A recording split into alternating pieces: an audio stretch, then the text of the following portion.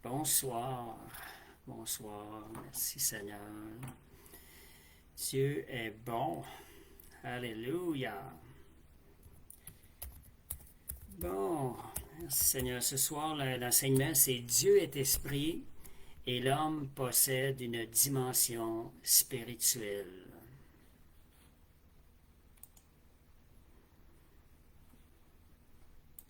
Merci Seigneur. Alléluia. Gloire à Dieu. J'ai une petite misère avec les configs, juste un instant. Là. Oh là là. Merci Seigneur. OK. Je vais partager des liens entre-temps. Merci Seigneur. Alléluia. Gloire à Dieu.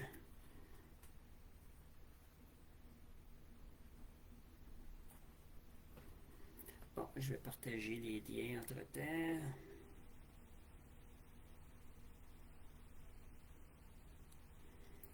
Merci Seigneur.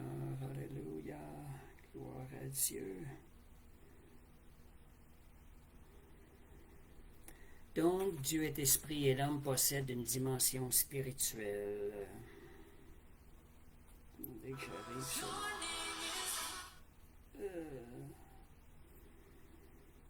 Bon, merci Seigneur. Alléluia. Je vais partager ça. Gloire à Dieu. Donc,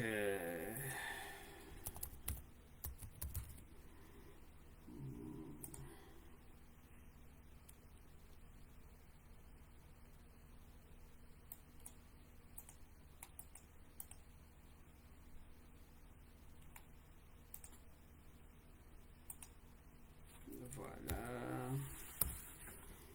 Excusez là pour le délai. J'ai quelques problèmes avec les configs dernièrement.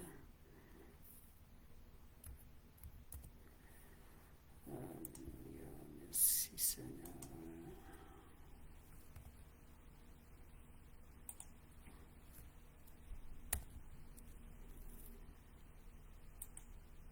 Voilà, voilà. On arrive.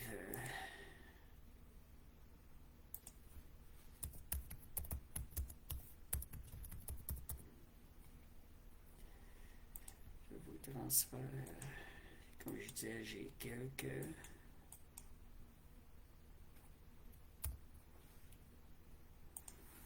Merci Seigneur. Alléluia. Merci Jésus. Donc on va commencer bientôt.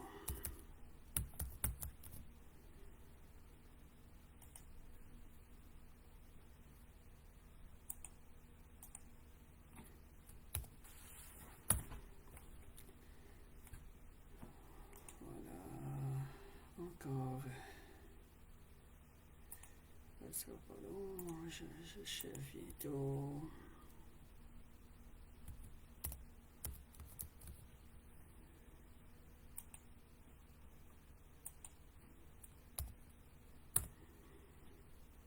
Merci Seigneur.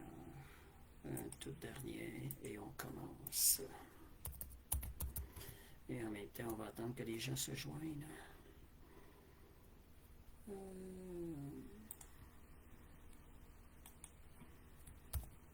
Voilà.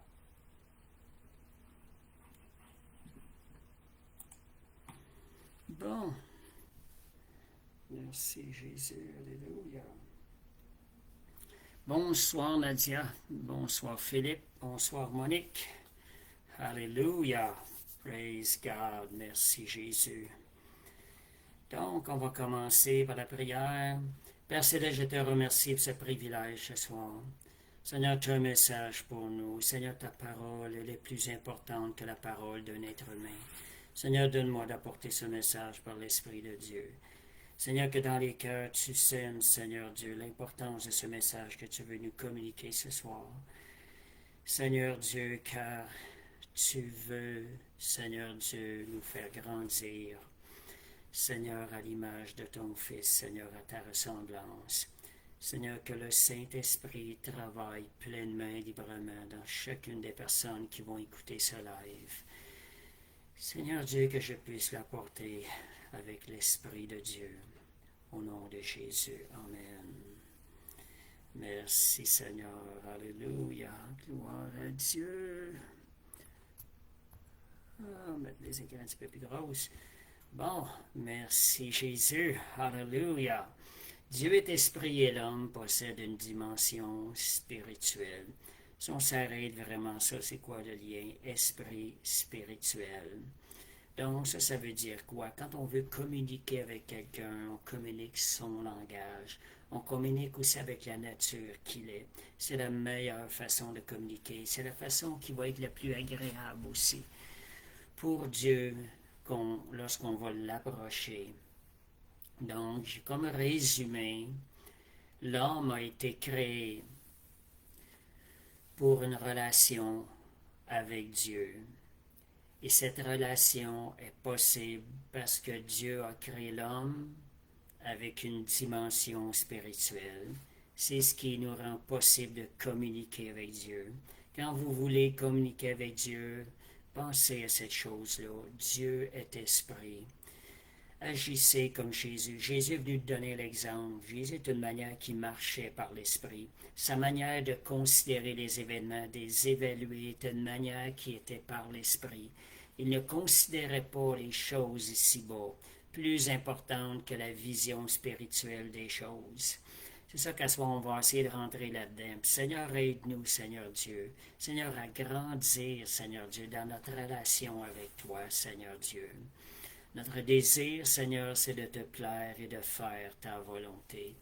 Merci, mon Dieu. Alléluia. Gloire à Dieu pour sa parole et parce qu'il est dans son cœur le désir de nous faire grandir à son image. C'est son désir. Alléluia. Jean 4, 24, pour commencer, un verset clé. Dieu est esprit et il faut que ceux qui l'adorent comme en esprit, en vérité. Ça veut dire qu'il y a une autre manière aussi de l'adorer.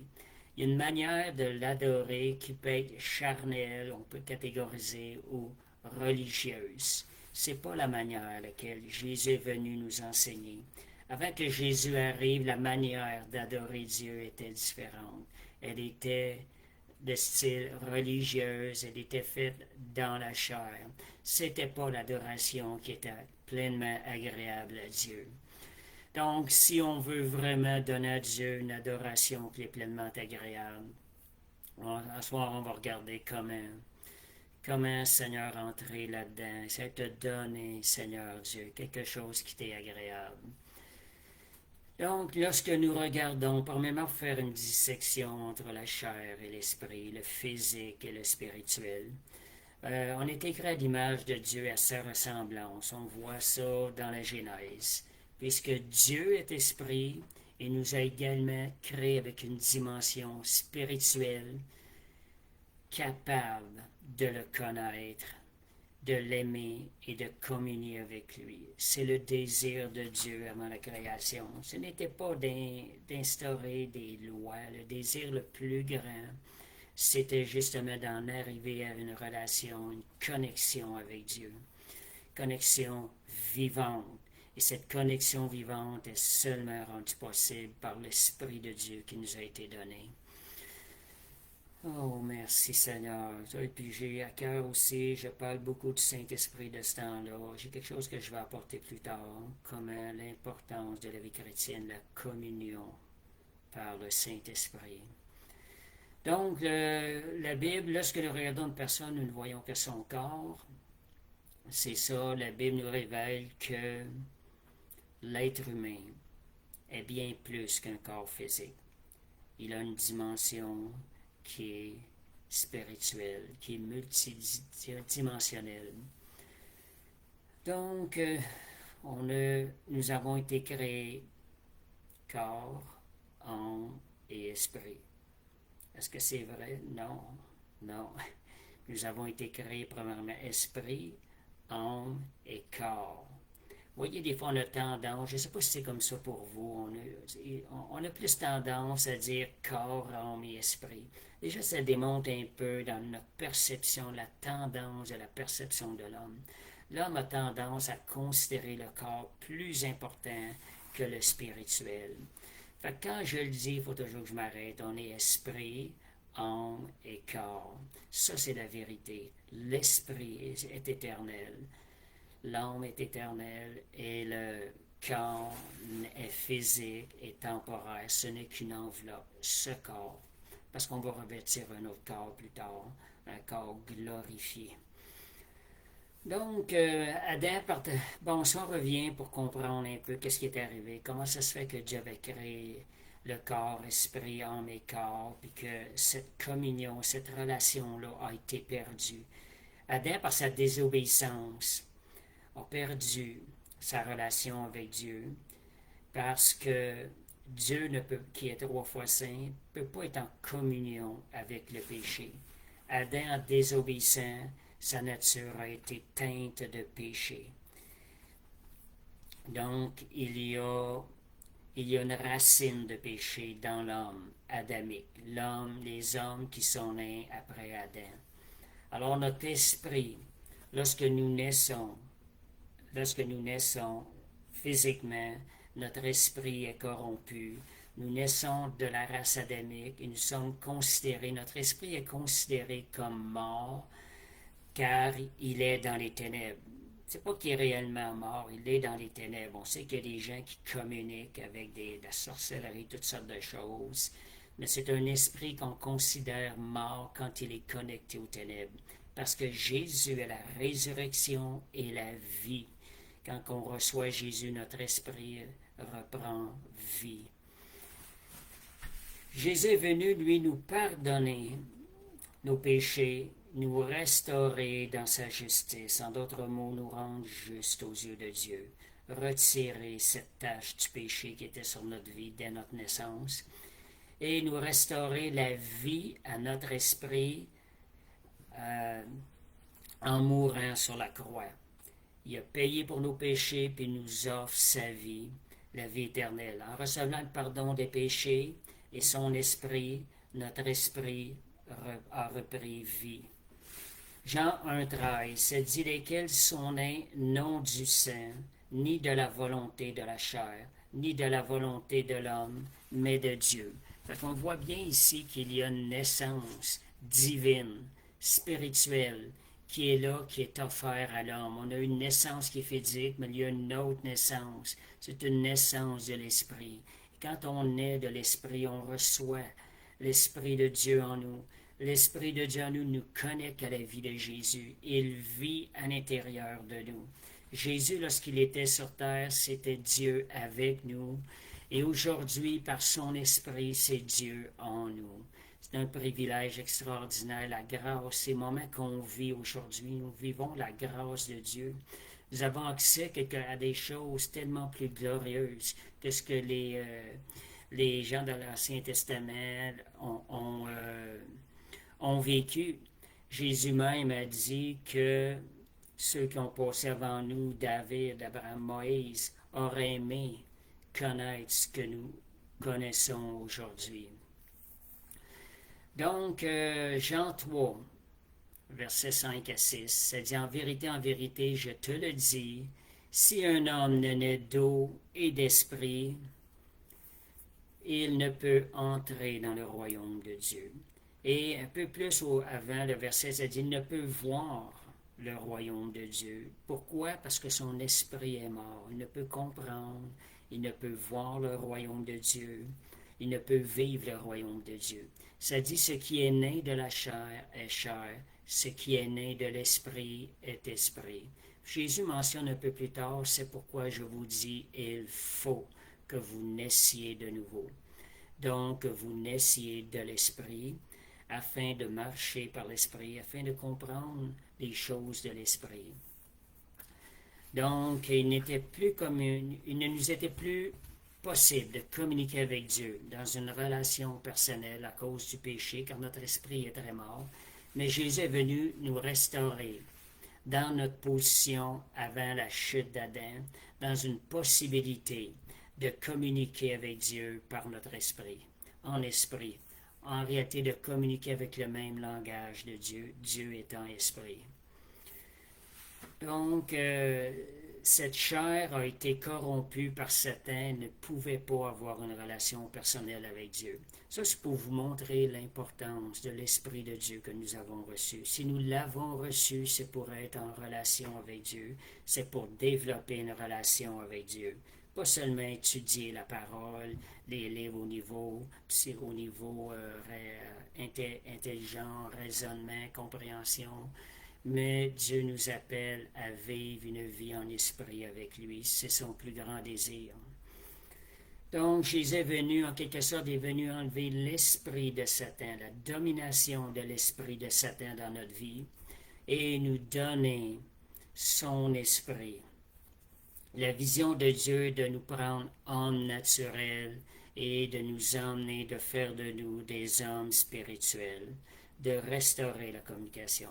Tant que la chair est en vie, nous aurions à faire des choix, de marcher dans la chair ou de marcher dans l'esprit. Donc, étant nés dans la chair, nous avons des choix à faire. Il y a une lutte entre la chair et l'esprit. Celui que tu nourris le plus exercera la plus grande influence sur ta vie. Plus tu nourris ton homme intérieur par la présence de Dieu, plus il devient fort pour résister au désir de la chair. Donc, c'est la présence de Dieu et marcher dans la volonté de Dieu. Galates 5, 16, 17, ça dit « Marchez selon l'esprit, et vous n'accomplirez pas les désirs de la chair. Car la chair a des désirs contraires à l'esprit, et l'esprit en a des contraires à la chair. » Donc, ils sont opposés entre eux. Fait qu'on peut voir la différence. C'est très important de choisir. Je fais le choix de marcher dans l'esprit. Quand nous marchons dans l'esprit, nous marchons dans la volonté de Dieu. Quand nous marchons dans la chair, nous sommes hors de la volonté de Dieu. Puis il faut se rappeler toujours que la volonté de Dieu, c'est ce qui est bon, agréable et parfait. Donc, notre esprit ayant été ramené à la vie quand nous avons été sauvés, Dieu nous aide à faire sa volonté et nous fortifie par son esprit en nous. Ça, c'est des choses, des fois. Vous êtes-vous déjà posé la question? Des fois, c'est des questions qu'on se pose. Seigneur, c'est quoi la différence entre la capacité d'obéir à Dieu avant et la capacité d'obéir à Dieu après être né de l'esprit? Des fois, c'est des questions que je me posais, mais il y a beaucoup de réponses à ça. Nous sommes beaucoup plus aptes à obéir à la volonté de Dieu maintenant à cause de l'Esprit de Dieu qui nous a été donné, à cause de la compréhension et de la révélation de l'amour de Dieu qui nous a été manifesté en Jésus-Christ, à cause de nous sommes rentrés dans la grâce. Ce sont des choses qui viennent stimuler l'amour envers Dieu à l'intérieur de nous. Toutes ces choses-là nous repositionnent à la position d'Adam avant la chute d'Adam. Ce qui veut dire, si vous, des fois, vous posez des questions, ben moi, j'aurais été à la place d'Adam, je n'aurais pas tombé. Mais regardez votre vie aujourd'hui après que vous avez été sauvé. On a été repositionné à la position d'Adam et l'Esprit de Dieu à l'intérieur de nous, qui est motivé par qui a les intentions de Jésus, vit à l'intérieur de nous. On va le voir Éphésiens, juste pour confirmer ce que je vous dis, que nous avons l'Esprit de Dieu qui vient nous fortifier, nous rendre capables de faire la volonté de Dieu. Éphésiens 3,16, ça dit, afin qu'il vous donne, selon la richesse de sa gloire, d'être puissamment fortifié par son esprit dans l'homme intérieur. Fait que voyez qu'il nous donne selon la richesse. Fait que si vous pensez des fois que Dieu n'a pas pourvu et tout, sachez que Dieu a déjà pourvu, a une capacité de marcher dans toute la volonté de Dieu tous les jours de notre vie. C'est une capacité qui nous a été donnée lorsque nous avons reçu l'Esprit de Dieu en nous, lorsque nous sommes nés de nouveau, lorsque nous avons été sauvés. Fait que si des fois vous avez ce doute, vous pensez que vous n'avez pas la force, rappelez-vous ces choses-là. L'Esprit de Dieu. Seigneur, tu m'as donné la capacité. Je suis plus que vainqueur sur le mal, sur le péché, sur l'opposition. Je suis plus que vainqueur contre l'ennemi, contre les attaques de l'ennemi, parce que l'Esprit de Dieu est en moi et me fortifie dans la situation. Voyez, la confession de la parole de Dieu est une force pour nous aider à marcher dans la volonté de Dieu. Moi, j'ai des choses, des fois, je les répète souvent, confessez la parole de Dieu. Pendant que vous confessez la parole de Dieu, il y a une transformation dans votre cœur qui change. Il y a quelque chose, votre cœur se dispose à vouloir faire la volonté de Dieu. Puis comme ce verset-là le dit, nous sommes fortifiés par son Esprit. Lorsque nous confessons la parole, l'Esprit de Dieu l'utilise et nous fortifie. Il nous rend capables de faire toute la volonté de Dieu. Maintenant, pour vous montrer la question des corps, 1 Corinthiens 15, 40 à 49. Puisqu'on dit que Dieu est esprit et que l'homme a une dimension spirituelle. Il y a aussi 1 Corinthiens 15, 40 à 49. Je vais entrecouper les versets. Il y a aussi des corps célestes et des corps terrestres. Le corps est semé corps animal, mais il ressuscite corps spirituel. S'il y a un corps animal, il y a aussi un corps spirituel. C'est pourquoi il est écrit le premier homme, Adam, devint une âme vivante.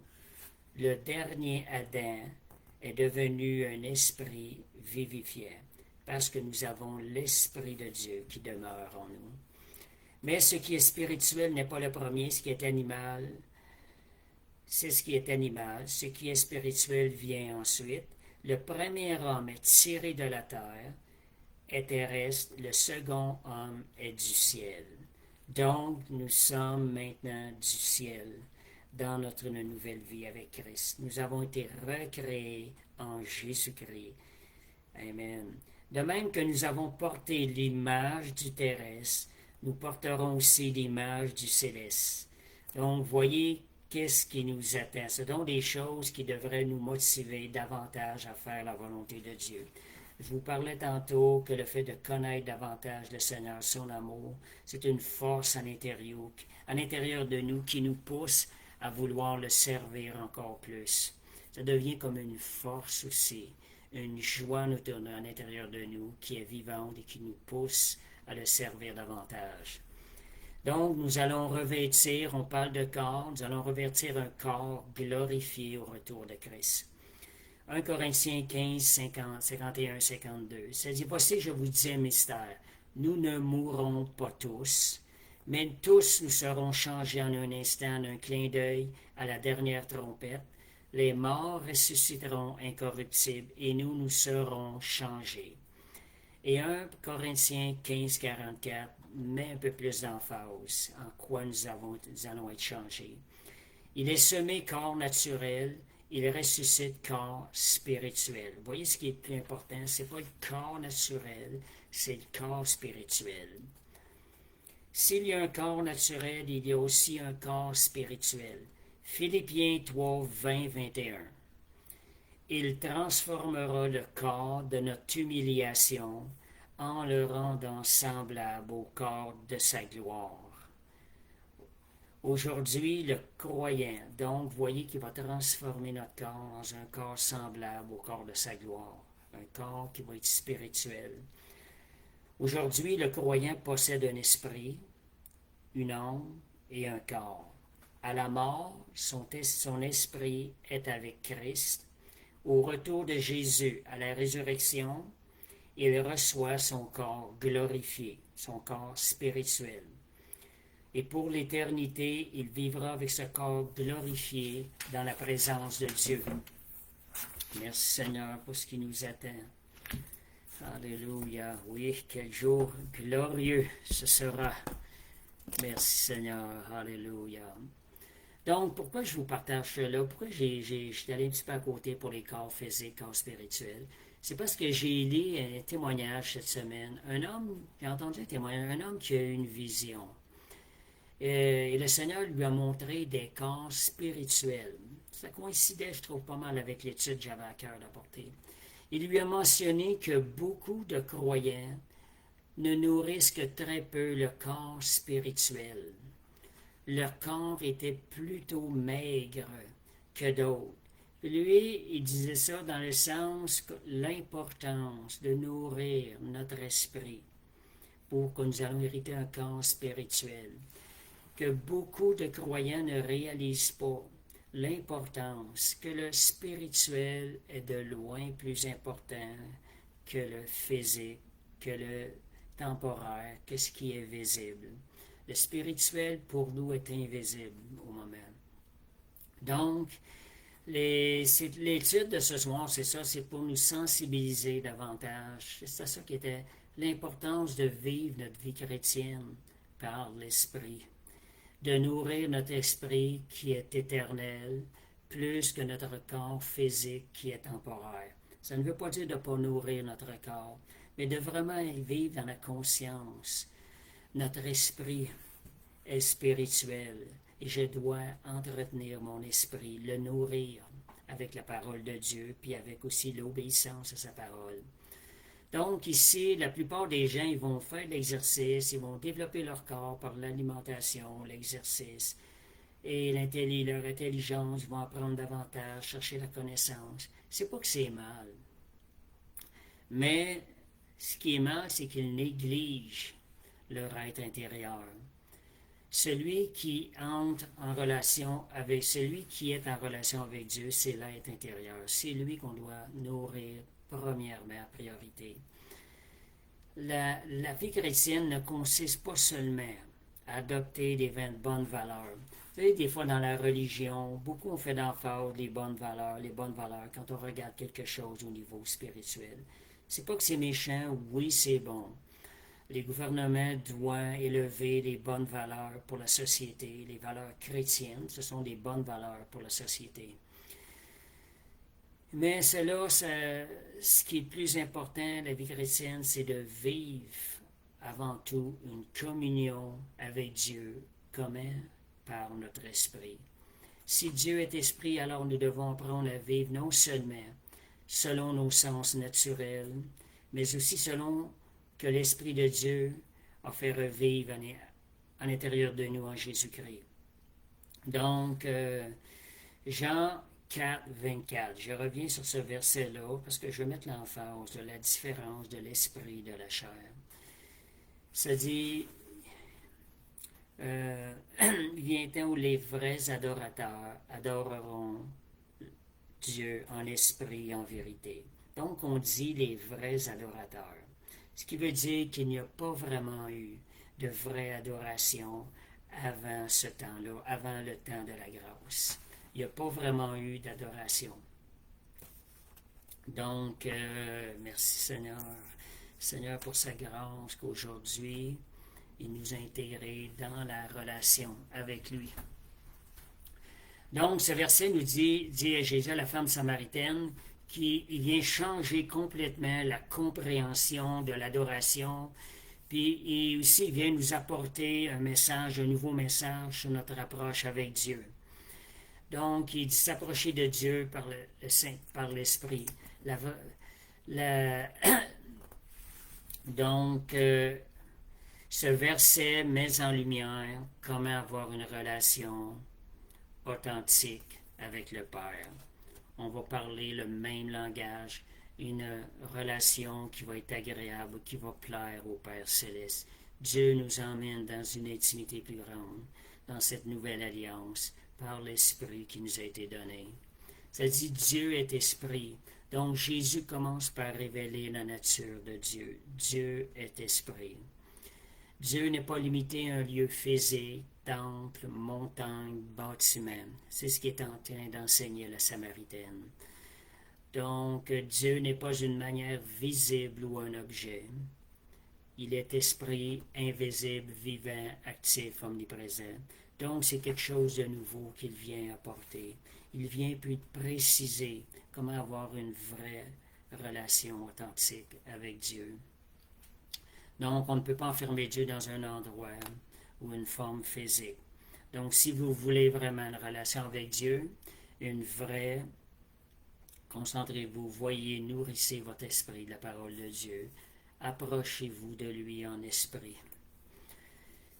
L'adoration et la relation avec Dieu ne sont pas juste tradition et émotion. Cela parle de l'intérieur de l'homme. La vraie adoration, c'est pas juste une question d'émotion, ni de religion, de tradition. C'est quelque chose qui doit jaillir de ton cœur. Moi, je dis souvent ça. Je dis souvent, Jésus a tout ramené au niveau du cœur. Quand je pense à cela, quand je suis venu au Seigneur, j'ai compris cette chose-là. C'est important de voir que ton cœur soit dans tout ce que tu fais. C'est ça, le cœur égale relation.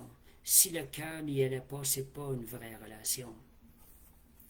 Donc, la foi aussi. Ça, c'est plus difficile pour nous des fois de comprendre, mais marcher par la foi, parce que derrière la foi, il y a une confiance dans l'amour et la bonté de Dieu. On est en train de l'honorer, connaissant qu'il est bon, sachant qu'il est bon, qu'il va nous donner ce qu'il y a de meilleur. C'est ça la foi. La foi doit être basée sur la bonté de Dieu et la connexion spirituelle. Donc, c'est ce que Jésus est venu nous apporter, connecter d'esprit à esprit. La vie intérieure guidée par le Saint-Esprit. Donc, ce sont des choses que le Seigneur vient nous enseigner. Et donc, c'est être connecté à Dieu intérieurement, adorer, communier avec un cœur vivant et sincère. Voulons-nous vraiment grandir dans notre relation avec Dieu? Si on prend ce verset-là, il vient un temps où les vrais adorateurs adoreront le Père en esprit et en vérité. C'est un verset qui devrait beaucoup nous arrêter parce qu'il touche la base de la vie chrétienne aujourd'hui par le Saint-Esprit. Est-ce qu'on est attentif aux instructions de Jésus? Quand on lit ce verset-là, est-ce qu'on s'arrête vraiment de dire, Seigneur, oui, je veux t'adorer, je vais être un vrai adorateur, un vrai serviteur, Seigneur, dans ton royaume. Seigneur, je le veux. Arrêtons-nous aux instructions de Jésus et marchons dans ses instructions. Et Philippiens 3, 3, ça dit, car les circoncis, c'est nous, qui rendons à Dieu notre culte par l'Esprit de Dieu, qui nous glorifions en Jésus-Christ. Vous voyez, Paul, dans la Nouvelle Alliance, mentionne encore que notre culte, le culte qu'on rend à Dieu, doit être rendu par l'Esprit de Dieu. Ça veut dire que même si c'est fait dans la chair, même avec des bonnes intentions, c'est pas quelque chose qui vient honorer Jésus. C'est pas un culte qui est agréable à Dieu. Lorsque nous nous approchons dans la chair, approchons-nous. Puis quand je dis vous approcher dans l'esprit, c'est de vous approcher avec un cœur prêt à faire toute la volonté de Dieu. Vous voulez savoir si vous voulez vous approcher en esprit? Votre cœur est-il disposé à faire toute la volonté de Dieu, à accepter le plan de Dieu que Dieu a pour vous, sachant que Dieu a que le plan de Dieu est ce qu'il y a de meilleur pour votre vie. Deuxième point, ne pas négliger. On parle de s'approcher de Dieu en esprit et aussi en vérité. Parce que c'est pas tout d'aller dans le monde spirituel. C'est vraiment de marcher avec la vérité de Dieu. La vérité de Dieu, c'est qui? C'est Jésus. La parole de Dieu, c'est Jésus lui-même. Jean 14, 6, ça dit, Jésus lui dit, je suis le chemin, je suis la vérité et je suis la vie. Donc, notre communion rétablie avec le Père Céleste n'est possible qu'en passant par Jésus. Seigneur. Donc, c'est pas avec un mélange de croyances. Donc, on parle de vérité. C'est pas avec n'importe quelle croyance. C'est pas la manière qu'on veut s'approcher. Les religions ont différentes manières de s'approcher qui ne sont pas la manière de Dieu. C'est la parole de Dieu qui va nous donner les instructions de s'approcher avec notre cœur. Donc, par notre esprit et avec le désir de faire la volonté de Dieu. Donc, Jésus a donné deux dimensions, l'esprit, relation vivante, intime, spirituelle, c'est ce que ça représente. La vérité, c'est d'être fondé sur la parole de Dieu, d'aller trouver la base de ce que nous croyons, qui est la doctrine, de la trouver dans la parole de Dieu. Et ce sont ceux, c'est ça, si tu as l'esprit, sans la vérité, l'importance des deux. Tu pourrais tomber des fois dans les émotions et l'erreur. La parole de Dieu est un fondement, c'est elle qui va te garder. C'est là l'importance de la lire chaque jour. Et si quelqu'un a la vérité sans l'esprit, en d'autres mots, qui lit la parole de Dieu sans l'esprit de Dieu, qu'est-ce qui arrive? Il va avoir une religion sans relation personnelle. Ça prend les deux. Ce sont ceux, il y a des croyants, je crois, qui me semblent être comme ça, ils n'ont pas de communion avec le Saint-Esprit. Voyez-vous dans leur langage, dans leur discussion, qu'ils ont une communion avec le Saint-Esprit? J'ai l'impression qu'il y a peu de croyants qui ont une communion avec le Saint-Esprit. Pourtant, le verset de Jean 4, 24, ça dit que les vrais adorateurs adoreront le Père en esprit et en vérité. Donc, qu'est-ce qui arrive aussi? Les gens qui n'ont pas de communion avec l'Esprit, ils sont à risque de marcher avec la lettre.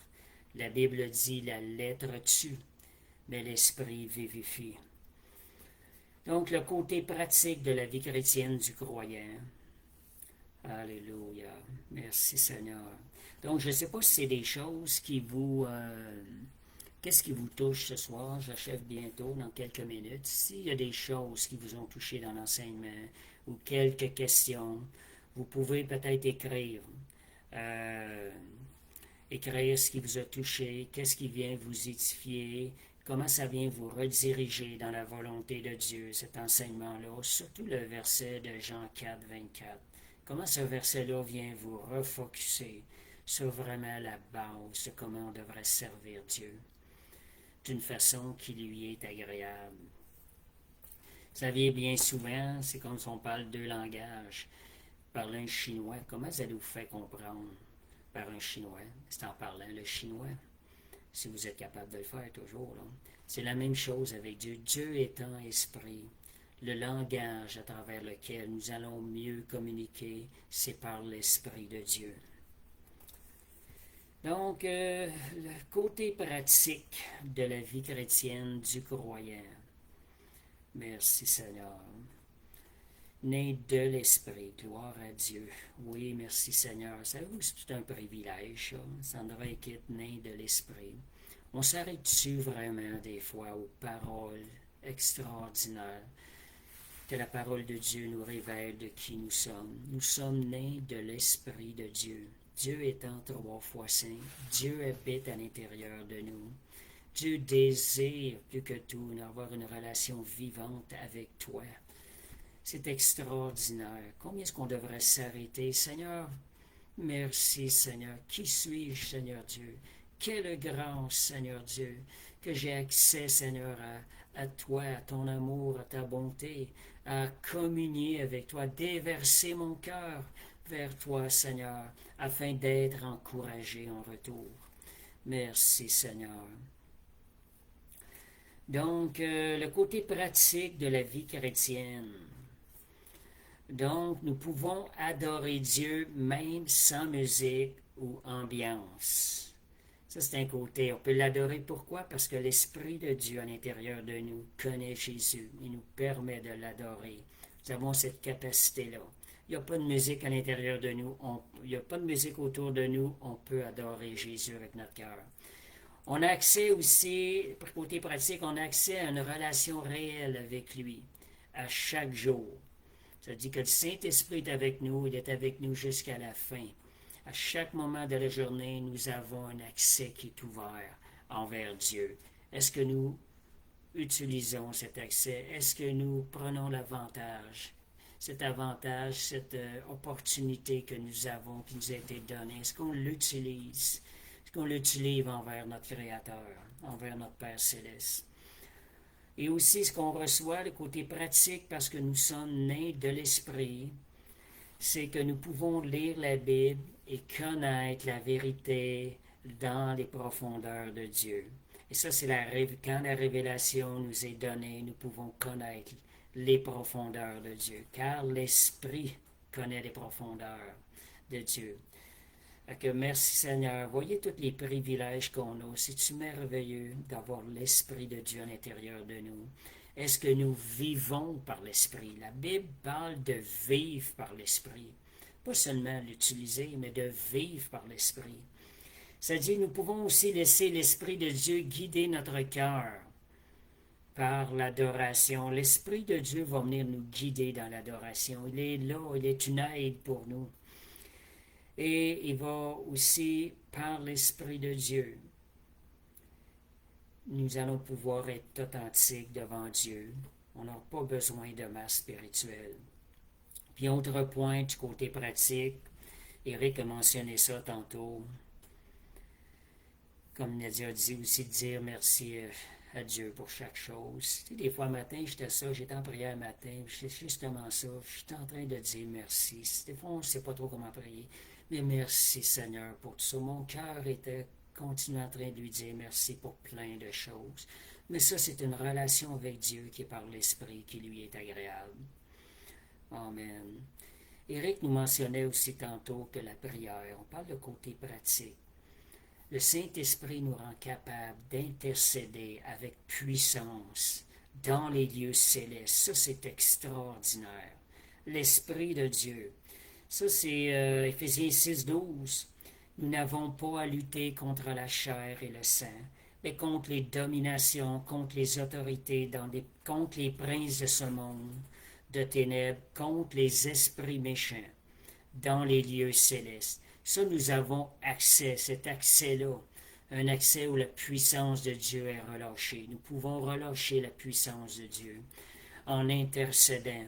On ne combat pas selon la chair. Il y a quelqu'un que vous rencontrez et vous fait quelque chose, ça vous blesse, il vous attaque. Qu'est-ce que vous faites avec ça? Ne répondez pas par la chair.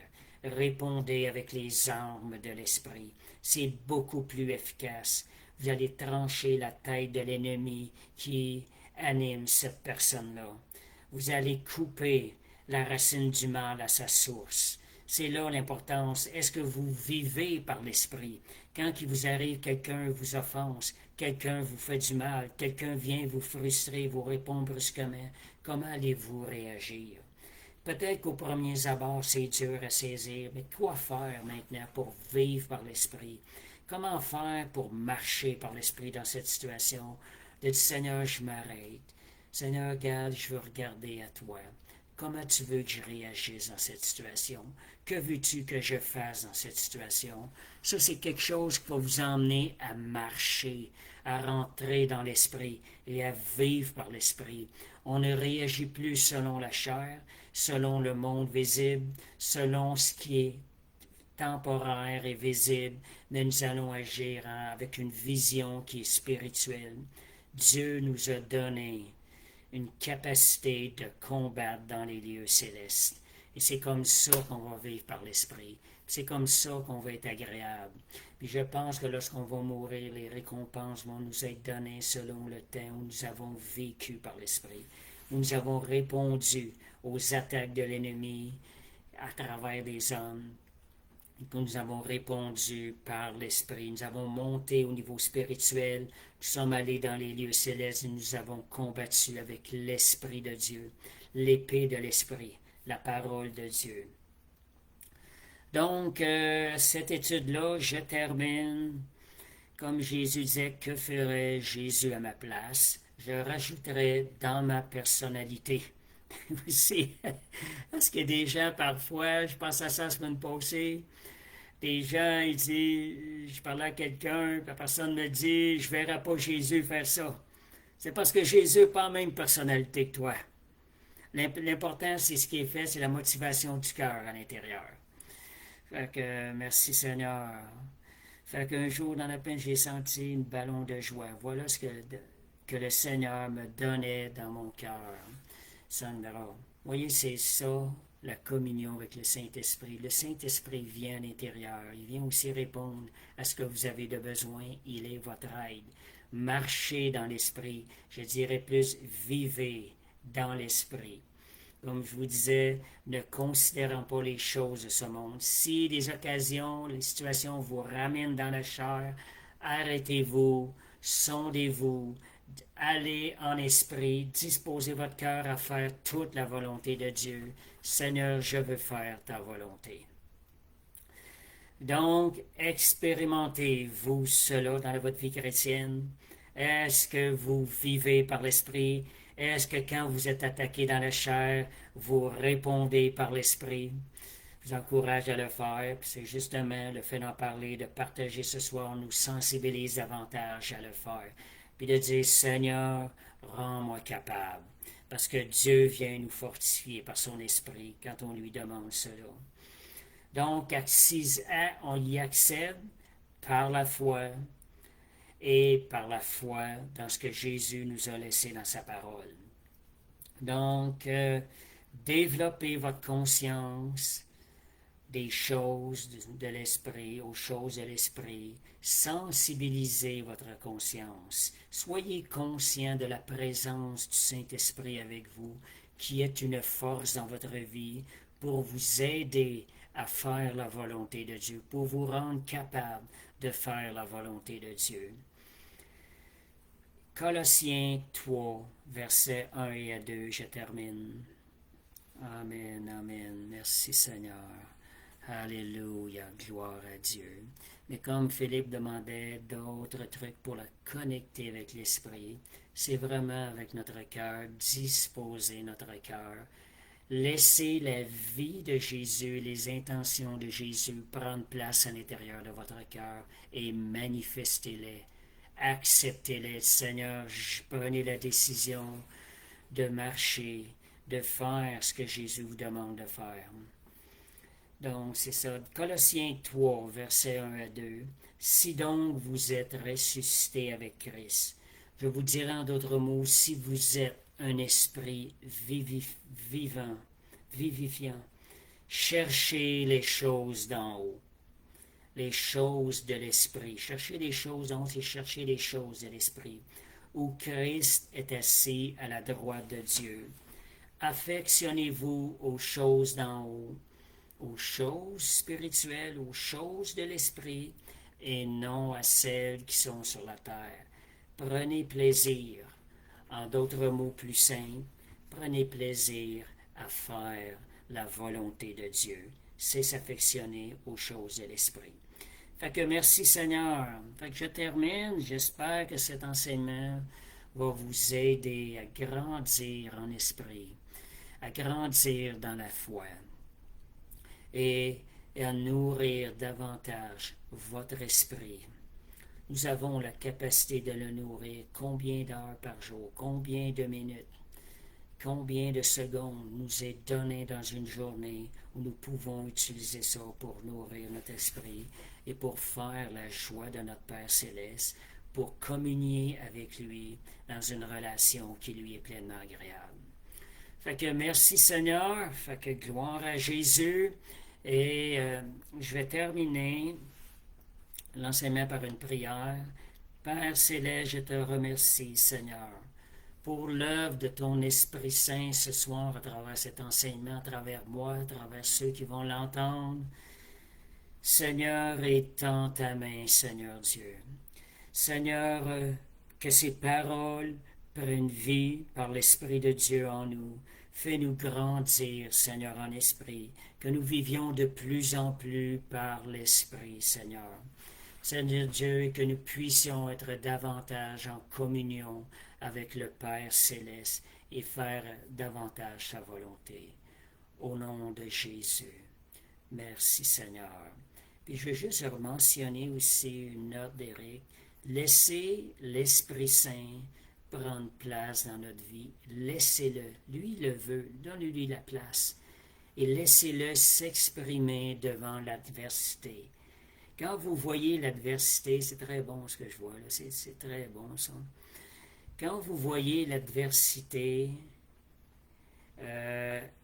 pensez à ne pas laisser la chair s'exprimer dans des situations de frustration. Pensez à l'esprit, à laisser l'esprit s'exprimer devant l'adversité, l'esprit de Dieu. Fait que merci Seigneur, je trouve ça très bon. Fait que merci Seigneur, merci pour votre présence. Fait que je prie que le Seigneur remplisse votre vie de la présence de Dieu. Quand on est dans la présence de Dieu, c'est tellement glorieux. nous sommes transformés de gloire en gloire à son image. Fait que je vous souhaite de passer une parfaite soirée et n'oubliez pas, partagez ce live. À tous ceux, partagez ce live sur votre Facebook et que le Seigneur vous garde dans sa présence et que vous viviez par l'Esprit de gloire en gloire au nom de Jésus. Amen. Je vais aussi laisser des annonces. On a toujours le mardi soir intercession de 19h à 20h30 dans un groupe Messenger. Vous avez à nous communiquer notre nom si vous voulez y participer régulièrement. On a aussi les vendredis café biblique à 20h au 2961 Bélanger. On a aussi les dimanches l'assemblée qui est à 2h30. À 2h30, vous êtes déjà trop tard parce que le Saint-Esprit n'arrive pas à 2h30. Le Saint-Esprit arrive avant ça. Venez vous préparer. Préparez votre cœur dans la présence de Dieu. Et faites honneur au Seigneur en étant fidèle d'arriver à l'heure à l'assemblée parce que Dieu prépare des choses extraordinaires les dimanches pour chacun de nous. Fait que merci Seigneur. Fait que merci à tous, puis bonne soirée. Je dirais une parfaite soirée. Vous savez que qu'est-ce qu'on demande des choses parfaites? Ce sont des choses de l'Esprit. Amen. Gloire à Dieu. Merci Seigneur.